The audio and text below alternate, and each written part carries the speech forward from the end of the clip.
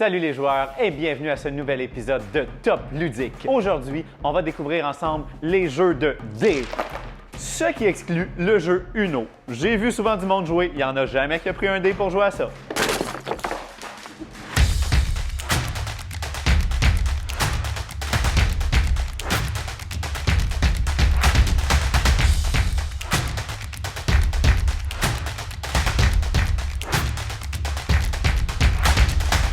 Pour bien amorcer ce top 5 des jeux de dés, j'y vais immédiatement avec le jeu Strike, un jeu déconcertant par sa simplicité. Regardons ensemble ce qui se trouve dans la boîte. Premièrement, nous retrouvons évidemment les règles d'instruction, mais surtout, on retrouve des dés et encore des dés. C'est le but de l'épisode, vous allez en avoir plein la vue. Strike est un jeu d'élimination dans lequel il faut simplement être le dernier joueur à avoir encore des dés dans nos mains. À notre tour, on va avoir à lancer un dé dans l'arène et espérer faire soit un double, un triple ou encore plus. Dans ce cas-ci, malheureusement, vous voyez, j'ai un 3, un 6. Deux choix s'offrent à moi. Soit que je vais continuer à lancer des dés au risque d'en perdre davantage ou simplement arrêter et laisser le joueur suivant jouer. Pas vrai que je vais m'arrêter maintenant, je décide de relancer un autre dé dans l'arène. Je vais pouvoir essayer, comme vous voyez, de changer le résultat des dés en espérant faire plus qu'un double. Dans ce cas-ci, je viens d'effectuer un double 6, je récupère donc mes 2 dés. À partir du moment où on a un minimum de 2 dés identiques, on n'a pas le choix de les reprendre et notre tour s'arrête immédiatement. Le joueur suivant viendrait à son tour jouer. Dans ce cas-ci, nous avons notre premier X. Lorsqu'un X est roulé, le dé est éliminé de la partie de façon permanente. Ça fait en sorte qu'on va avoir de moins en moins de dés en jeu et qu'un jour, la fin de la partie va arriver. Aidons le destin un peu. Effectuer un lancer incroyable qui va lui procurer un triple 3. À ce moment, il va ramasser la totalité des dés et puisqu'il vient de vider l'arène, le joueur suivant va devoir lancer la totalité de ses dés dans l'arène. On retire les X. J'ai été plutôt chanceux. J'ai un triple 2 que je vais récupérer. Cependant, mon 2, 3 et 4 sont perdus. J'ai donc perdu 5 dés dans cette opération. Le joueur suivant, évidemment, a beaucoup de chances d'avoir un double, peut même replacer les dés en pyramide comme ceci en espérant toutes les changer à un moment donné, comme ça vient d'être le cas pour moi. On n'a plus de dés à lancer malheureusement, on est donc éliminé. C'est donc le joueur qui va être le dernier à avoir encore des dés en sa possession qui va gagner la partie. Strike est un jeu de 2 à 5 joueurs de 8 ans et plus pour une durée d'une dizaine de minutes, mais on va enchaîner les parties. Mon appréciation de Strike, eh bien, c'est un jeu qui, sans être un grand chef-d'œuvre, fait très bien ce qui est conçu pour faire, c'est-à-dire nous divertir. C'est un jeu dans lequel on va pouvoir jouer de façon accessoire, c'est-à-dire qu'on va pouvoir être en train de parler de d'autres choses et hop, c'est à mon tour, parfait, je lance le dé, mais je continue ma conversation, je continue à prendre ma bière, je continue à observer les hop, c'est encore à mon tour, ok, parfait. Bref, un jeu qui va mettre dans l'ambiance sans que 100% de notre concentration soit accaparée et c'est ce que je trouve magnifique du jeu. Ça s'explique facilement. Tout le monde va avoir du plaisir à y jouer, même les gens qui normalement ne jouent pas à des jeux de société, puisqu'ils ne seront pas 1 heure concentrés sur leur jeu à faire simplement ça. Ils vont pouvoir avoir leur activité sociale et en plus lancer un petit dé de temps en temps dans l'arène. On peut l'amener n'importe où, jouer dans la voiture, le traîner avec nous dans nos parties. C'est un jeu idéal pour toutes les occasions et pour cette raison, je donne à Strike la note de X sur 10. Je donne à Strike la note de 9 sur 10. La chance a parlé. On enchaîne déjà avec notre deuxième jeu sur nos jeux de dés et j'ai nommé le jeu Très Futé. Regardons ensemble ce qui se trouve à l'intérieur de la boîte. Nous retrouvons en premier lieu, évidemment, les instructions. Par la suite, un pad de feuilles qui vont être justement les feuilles sur lesquelles nous allons jouer et compter nos points. On retrouve également 6 dés de couleurs distinctes et finalement, bien sûr, les crayons pour écrire nos scores et ce qu'on va jouer. À noter que le fond de la boîte est également un plateau d'argent parce qu'on va avoir à donner des dés sur un plateau d'argent à nos adversaires dans ce jeu. La façon que ça fonctionne, un petit peu plus complexe que le Strike de tantôt, c'est un roll and write bien classique, c'est-à-dire un roule et écrit. Je ne sais pas si c'est comme ça qu'on le traduit, mais c'est comme ça que je l'ai traduit, du moins. La façon que ça fonctionne, on vient brasser la totalité des dés. Et je vais choisir parmi les dés que j'ai brassés un de mes dés en sachant que tous les chiffres inférieurs à la valeur que j'ai choisie vont être éliminés, donc servis à mon adversaire sur le plateau d'argent. Dans ce cas-ci, je pourrais décider, bon, je vais prendre le 2 mauve pour venir indiquer 2 dans ma ligne mauve ici. Je vous explique tantôt notre grille. Et puis, puisque le 1 est de valeur inférieure, le dé bleu est perdu, donc se retrouve disponible à mes adversaires. Je vais rebrasser la totalité des dés qu'il me reste. Ici, j'irai chercher par exemple un 4 orange. À ce moment, je le garde et je perds aucun dé puisque 4 était ma valeur la plus faible. On a le droit de jouer jusqu'à 3 dés lors d'un tour. Je vais donc rebrasser, venir chercher le 3 vert, j'indique mon 3, super. Les dés restants deviennent disponibles pour mes adversaires qui vont devoir en simultané choisir un des 3 dés que je leur ai laissés. Donc un adversaire pourrait décider de prendre le 3 blanc pour venir mettre n'importe où. Je vous expliquerai tantôt que le blanc, c'est un joker, alors qu'un autre pourrait prendre le 3 jaune et un deuxième pourrait également prendre le 3 jaune. Bref, on peut jouer plusieurs personnes sur le même dé. Pourquoi est-ce que je choisirais un dé plus qu'un autre? Tout se passe dans notre grille ci présente. Lorsque je choisis un dé de couleur jaune, en fonction de la valeur du dé, je vais venir cocher le bon chiffre. Supposons que j'ai un 3 jaune, je vais venir cocher un des 2 chiffres 3 ici, de façon à ce que si je complète une colonne, je vais venir effectuer des points de victoire. Par exemple, la deuxième colonne ici me donne 14 points à la fin de la partie. Et si je complète une ligne, c'est plutôt un bonus que je vais activer. Par exemple, la première ligne ici me permet de mettre un X à l'endroit de mon choix dans le carré bleu. Donc, je pourrais venir mettre un X sur une autre valeur dans le bleu. Du côté des bleus, on va tout le temps additionner le dé blanc et le dé bleu ensemble. Par exemple, ici, j'ai un bleu, 3 blancs. Je vais donc avoir une valeur de 4.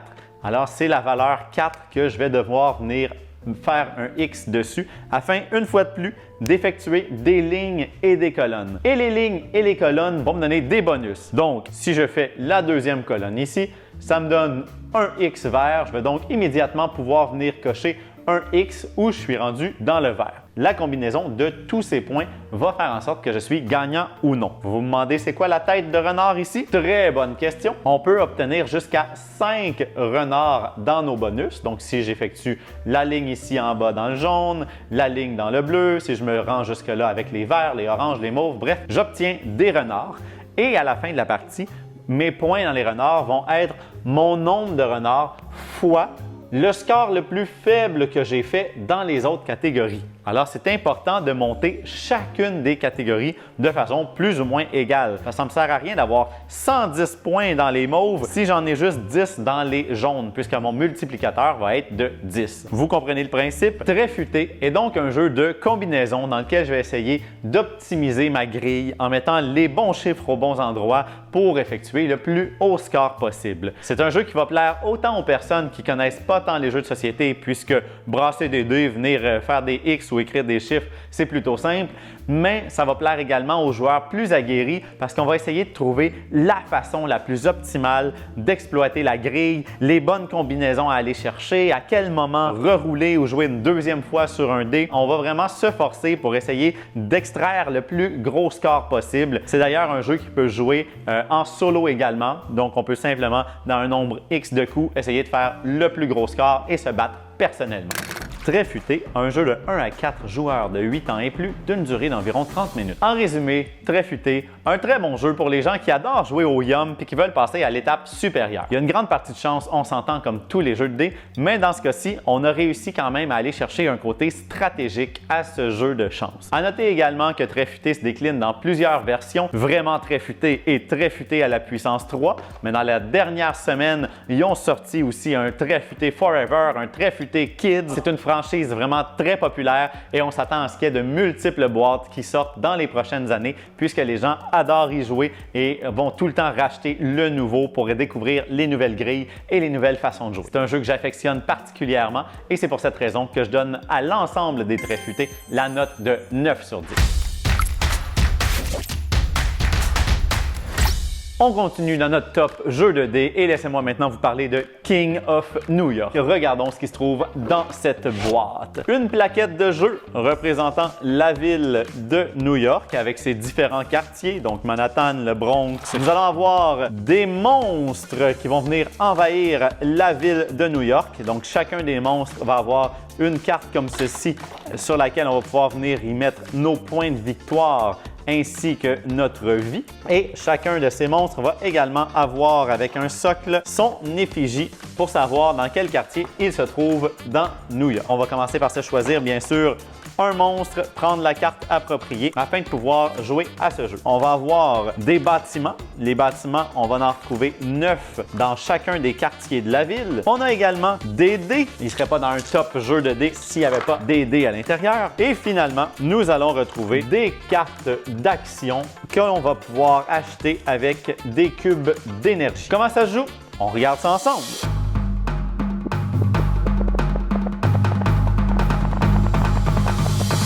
Dans King of New York, on est des monstres qui viennent envahir les différents quartiers de New York et notre but, en gros, ça va être de se donner des baffes et de se taper sur la... On ne peut pas dire gueule dans la télé communautaire. Hein? Alors, il y a plusieurs monstres dans la ville qui vont essayer de démolir la ville pour avoir le plus de gloire possible et qui vont également essayer de se taper un petit peu les uns sur les autres afin de faire perdre de l'énergie aux autres et éventuellement peut-être les éliminer complètement de la partie. Le tout avec des dés. Regardons comment ça fonctionne. C'est un jeu classique comme le Yum, c'est-à-dire que je vais avoir le droit de brasser mes dés jusqu'à 3 fois. Je brasse les dés, je choisis lesquels qui me plaisent, je rebrasse ceux qui me plaisent un peu moins. À quoi servent les dés? Nous allons avoir premièrement la baffe. La baffe, c'est un des éléments principaux des dés. C'est ce qui va nous permettre de venir taper nos adversaires afin de leur faire perdre de l'énergie jusqu'à ce qu'on arrive malheureusement sur le point critique du 0. Cependant, le dé est bien fait. On retrouve également des cœurs. Les cœurs, évidemment, lorsqu'on les roule et qu'on décide de les garder, vont nous redonner des points d'énergie. Mais c'est pas tout. Sur les dés, on va également retrouver des éclairs. Les éclairs vont nous servir à aller chercher des cubes d'énergie. Ces cubes d'énergie, ça se trouve à être un peu la monnaie dans ce jeu. Pour chaque éclair que j'ai gardé, je viens chercher un cube vert et par la suite, les cubes verts vont pouvoir être dépensés pour acheter des cartes d'action ou de pouvoir. Alors, j'ai donné 3 baffes à un monstre, j'achète cette carte, je viens gagner 3 points de victoire. Simple comme ceci. Ensuite, prochaine face sur le dé, nous allons retrouver des étoiles. Les étoiles, si on en brasse seulement une ou deux, ça ne sert absolument à rien. Cependant, si on a 3 étoiles dans le même tour, on va aller chercher la carte de Superstar. À partir du moment où on a nos 3 étoiles, la carte nous appartient, on la remet devant nous. À partir de maintenant, à chaque étoile que je vais brasser dans les tours suivants, je vais obtenir une étoile, donc un point de victoire. Cependant, si un autre joueur brasse 3 étoiles pendant son tour, il va venir me voler ma carte. Et de mon côté, j'aurai plus d'effet si je brasse seulement une ou 2 étoiles. Donc, une carte comme ça, il en existe seulement une et c'est seulement le dernier joueur qui a brassé 3 étoiles qui l'a devant lui et qui a la possibilité de capitaliser sur chacune des étoiles qu'il va brasser par la suite. Une autre face du dé est la face de destruction des bâtiments.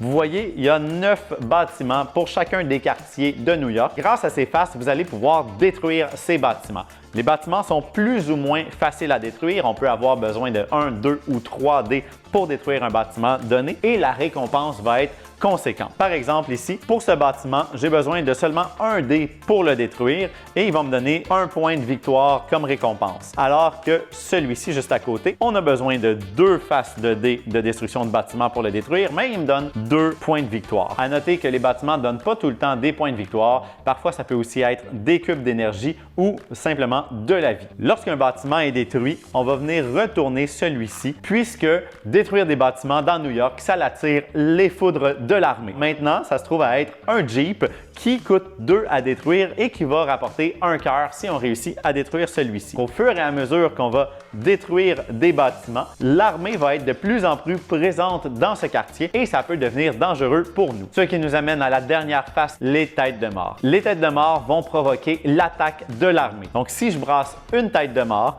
toutes les unités dans le quartier où je suis vont attaquer. Alors, dans ce cas-ci, j'ai détruit 3 bâtiments qui ont attiré 3 unités d'armée. Je vais donc perdre 3 points de vie si je brasse une tête de mort. Si je brasse une deuxième tête de mort, les unités de mon quartier vont attaquer, oui, moi, mais vont également attaquer tous les autres monstres présents. Fait que si j'avais eu un comparse, donc un adversaire présent dans le même quartier que moi, je perds 3 points de vie, mais mon adversaire en perd tout autant. Si j'ai une troisième tête de mort, à ce moment, tous les armées de chacun des quartiers vont attaquer les monstres respectifs dans ces quartiers. Vous comprendrez que c'est très dangereux de détruire des bâtiments sans s'occuper de l'armée, mais ça peut également être une stratégie de détruire quelques bâtiments et ensuite de changer de quartier, laissant ici les problèmes aux joueurs qui vont venir par la suite s'établir dans ce quartier. Parlons maintenant du quartier de Manhattan. Au début de la partie, c'est le premier monstre qui obtient une baffe qui va entrer obligatoirement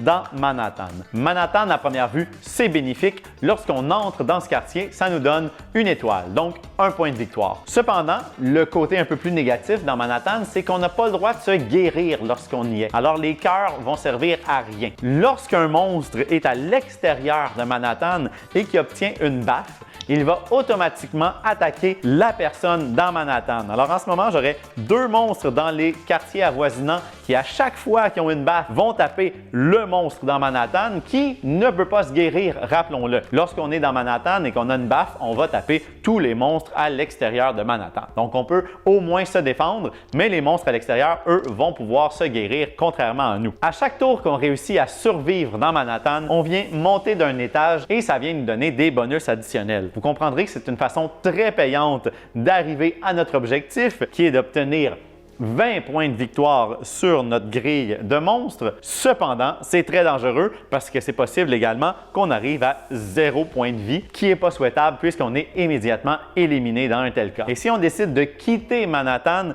le monstre qui vient de nous frapper entre automatiquement à son tour dans Manhattan. Donc, c'est toujours le dernier à avoir donné une gifle à celui qui est dans Manhattan lorsque celui-ci se retire qui va embarquer automatiquement, gagner un point de victoire, mais être la cible de tous les autres protagonistes.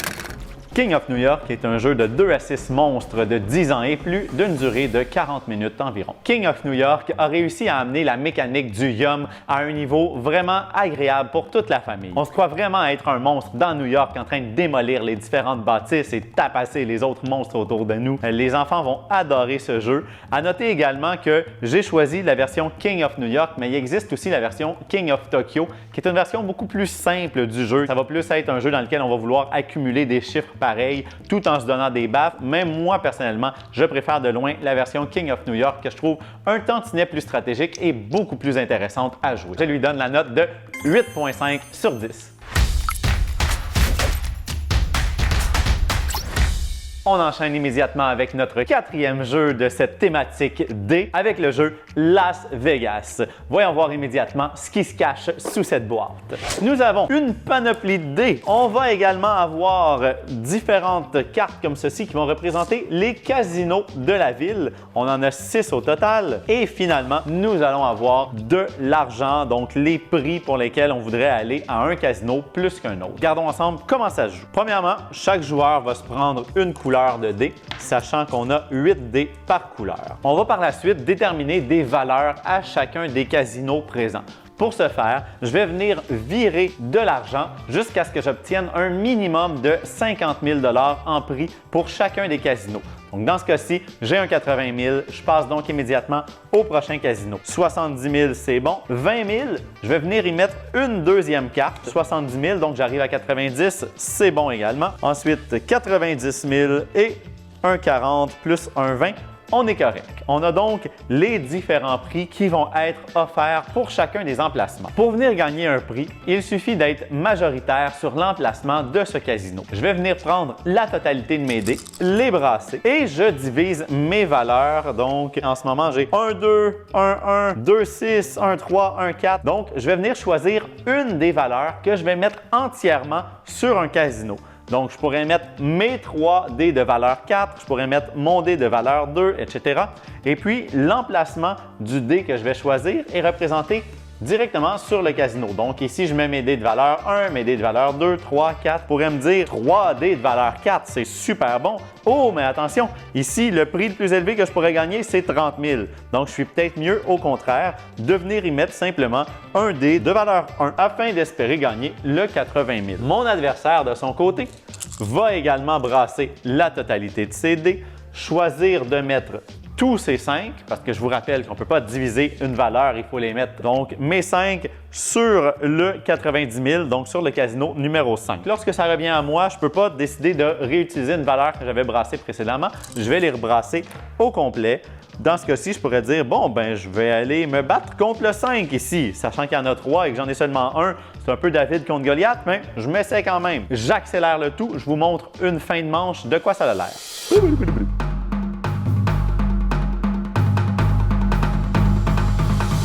La première manche serait terminée. On va donc élucider chacun des casinos pour savoir qui est majoritaire et donc qui va remporter l'argent lié à ceci. Mais il y a une petite twist qui rend le jeu très intéressant, vous allez comprendre. Alors le casino numéro 1, pas de surprise, le rouge a 2 dés, le vert n'en a qu'un. Le rouge va donc gagner le 80 000. Ici, on a 2 prix différents dans le casino numéro 3, donc le 70 000 et le 20 000. On peut donc supposer que celui qui a le plus de dés, le jaune, gagne le plus gros montant, alors que celui qui a moins de dés gagne le plus petit. C'est logique. Lorsque 2 joueurs ont le même nombre de dés, les dés sont éliminés immédiatement. Alors dans ce cas-ci, on avait 4 lots qu'on pouvait se partager. Cependant, et les verts et les jaunes ont obtenu seulement 2-4. Les dés sont donc retirés. Personne ne va gagner le lot. Encore pire, dans les 5 ici, les rouges et les verts ont vraiment voulu mettre le paquet pour aller chercher le 90 000, mais sont arrivés à égalité avec 3 dés chacun. On retire donc tous les dés des rouges et des verts et devinez qui, en ayant placé un seul dé, va remporter le 90 000. Eh bien, c'est le jaune. Et c'est ce qui fait toute la beauté du jeu. On essaye de surenchérir par rapport à un adversaire. Finalement, on arrive ex aequo et c'est l'autre personne qui va venir profiter du fait qu'on a perdu tous nos dés. Fait que ça rend cette mécanique vraiment intéressante. Simple comme ça, on vient de faire une manche ensemble. Le jeu va se jouer sur 4 manches différentes. Donc, on enlève tous les prix restants. On vient remettre des lots jusqu'à ce qu'on atteigne 50 000 par casino. On rejoue nos dés et on se challenge d'un casino à l'autre en espérant être celui qui est le plus riche à la fin des 4 manches. Avec le jeu Las Vegas, on se sent un peu comme dans un vrai casino. Il y a des revirements, il y a ce petit sentiment de lorsque la personne il lui reste seulement un dé, qu'on sait que s'il y a tel chiffre, il va passer au-dessus de nous, ramasser le lot ou nous égaliser et tout nous faire perdre. Il y a tout le temps un petit pincement au cœur. Hey, mais pourquoi moi? C'est vraiment un beau jeu pour les amateurs de gambling et de jeux du genre. Las Vegas se joue de 2 à 5 joueurs âgés de 8 à 99 ans pour une durée d'environ 25 minutes. Mon appréciation de Las Vegas, un superbe jeu. Je l'ai sorti des centaines de fois au pub et j'ai jamais personne qui a été déçu. Ce que les gens aiment, c'est qu'on attaque directement les autres joueurs. En résumé, acheter Las Vegas, ça coûte vraiment moins cher que d'aller passer un séjour dans cette ville mythique. Je vous le conseille à tous et je lui donne une note de 8,5 sur 10. J'en suis déjà rendu à présenter le dernier jeu de ce spécial D de Top Ludique. Fidèle à moi-même, j'ai gardé un jeu avec un petit peu plus de caractère pour la fin. Découvrons Sagrada ensemble et ce qui se cache dans la boîte. Des dés, une tonne de dés. On retrouve également des vitraux. Puisque dans Sagrada, notre but, ça va être de faire le plus beau vitrail qui va nous apporter des points de victoire. On retrouve aussi une piste sur laquelle on va venir y mettre des dés pour savoir à quelle manche nous sommes rendus, sachant que ça va jouer sur 10 manches. Des patterns qu'on va devoir venir mettre dans notre vitrail pour avoir des contraintes de placement. Parfois, on va être obligé de mettre une couleur ou une valeur de dés dans notre vitrail. Des pierres comme celle-ci, des cartes qui sont divisées en cartes d'outils qui vont nous être utiles pour accomplir nos vitraux, ainsi que des cartes de défis que l'on va avoir au cours de la partie. Voyons ensemble comment se déroule une partie.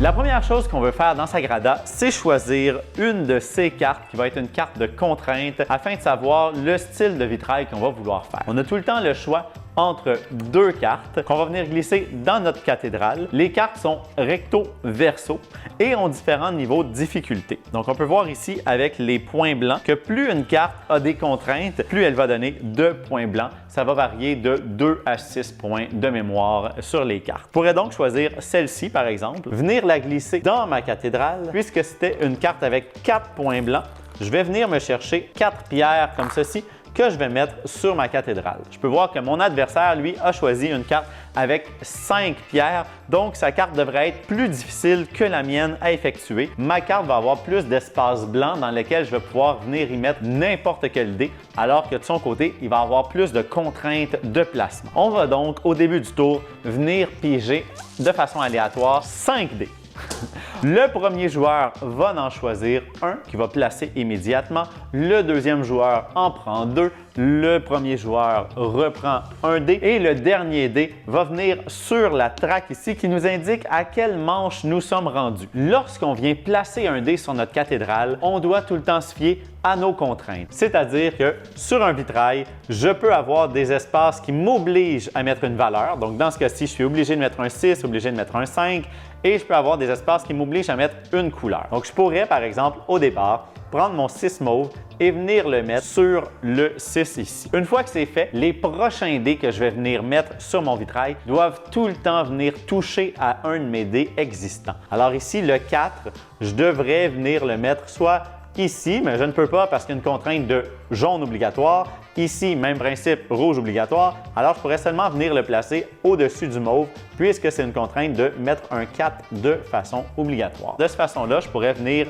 jouer ces 2 dés et à la manche suivante, je viendrai y rajouter d'autres dés. Le but ultime du jeu, c'est de faire des points. C'est bien beau faire des vitraux, mais on veut que notre vitrail vale beaucoup de points à la fin de la partie. Qu'est-ce qui vaut des points à la fin de la partie? On va avoir ici 3 cartes d'objectifs. Une carte d'objectif peut ressembler à celle-ci, par exemple, qui me dit si je réussis dans une ligne donnée à avoir que des couleurs différentes, je vais obtenir 6 points de victoire. Une autre contrainte similaire est celle-ci qui dit que dans chaque colonne de mon jeu, si j'ai des valeurs différentes, je vais aller me chercher un 4 points. Le troisième objectif pour cette partie serait qu'à chaque duo de valeurs 5 et 6 que j'ai dans mon vitrail, j'obtiens 2 points de victoire. Ce ne sont que 3 exemples d'objectifs qu'on peut avoir, sachant qu'il en existe beaucoup d'autres dans le jeu. Les parties ne seront jamais pareilles puisque les objectifs sont placés de façon aléatoire en début de partie. Donc, les stratégies vont différer en fonction des objectifs disponibles. Une autre façon de faire des points, on va tous obtenir une carte qu'on doit garder secrète tout au long de la partie qui va nous indiquer une couleur dont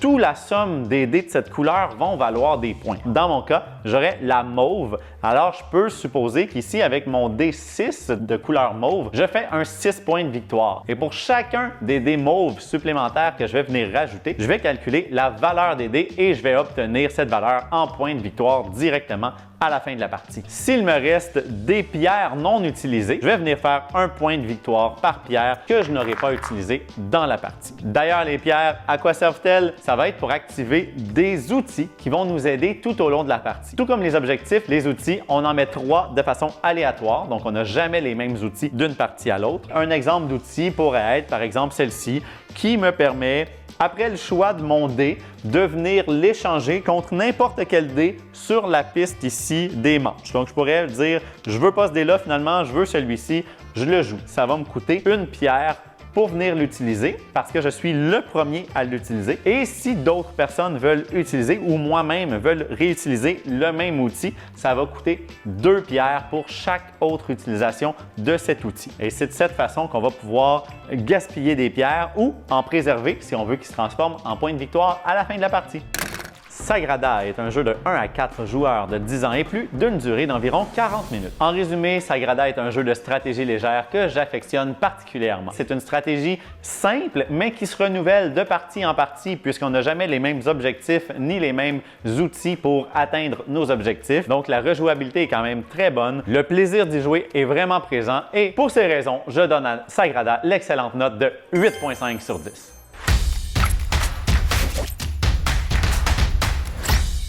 Vous le voyez, ça fait des milliers d'années que le dé est présent dans le jeu de société et c'est là pour y rester car on est capable avec cet outil de faire autant des jeux sociaux, des jeux de bluff, des jeux de party, des jeux stratégiques, bref, il y en a pour tous les goûts. Je peux vous garantir que des dés, vous allez en retrouver dans les jeux à l'avenir puisque les auteurs ne manquent pas d'idées.